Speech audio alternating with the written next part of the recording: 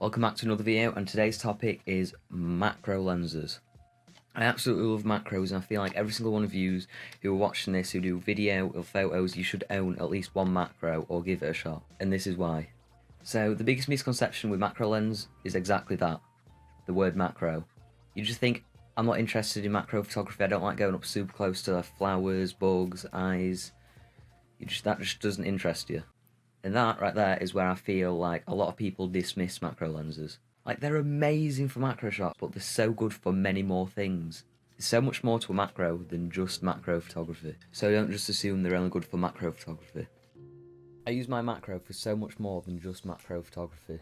They're super good for B-roll videos, like I can get close up to the subject and capture what's happening because it's a macro, but then I can also be far away because it's an 80mm and still be capturing what's happening. Also, it's got brilliant depth of field because of the focal length on this. This is a 80mm.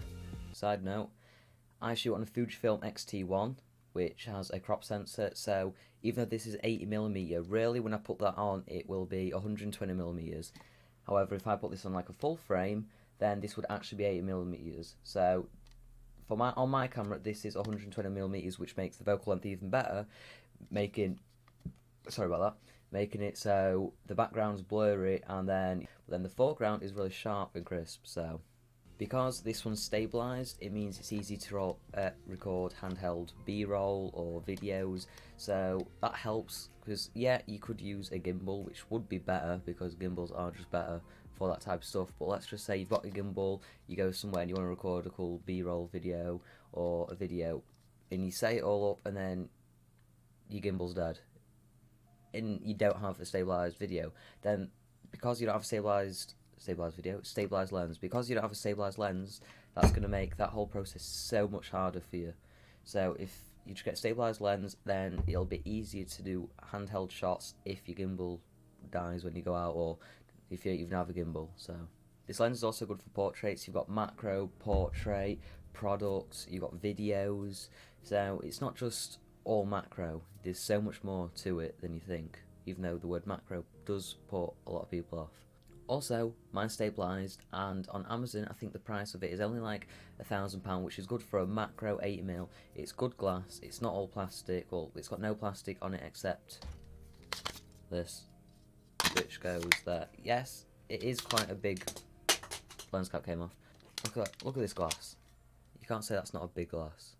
Will it focus? There we go. That's a big glass. But yeah, it's quite big, especially when you add this on.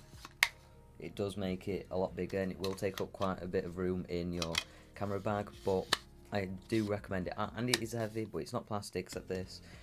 And I do recommend it. It is a very good lens, macro lens, and I do recommend everyone gets one. Like, if you've never taking a photo close up someone's eye, or if you've never messed about with your macro, I highly recommend it. I think everyone should at least once mess about with a macro lens, because it's completely different. It's something completely different in photography. So yeah, don't think because it's called a macro you can only shoot macro, because really you can actually shoot a lot more than just macro. Okay, that's the end of what I've got to say, but I'm quickly going to mention this. Like I said, I shoot on a Fujifilm X-T1, which is a mirrorless crop sensor.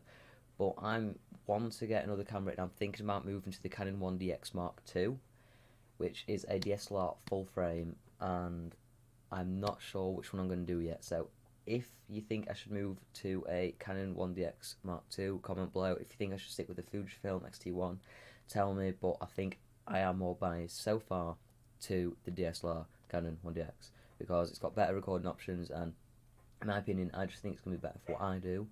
I hope you enjoyed this video. I hope you learned something new. Don't forget to drop a like or a sub if you haven't already.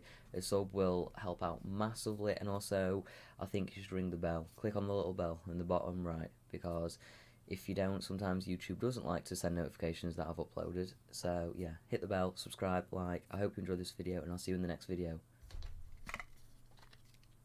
Goodbye.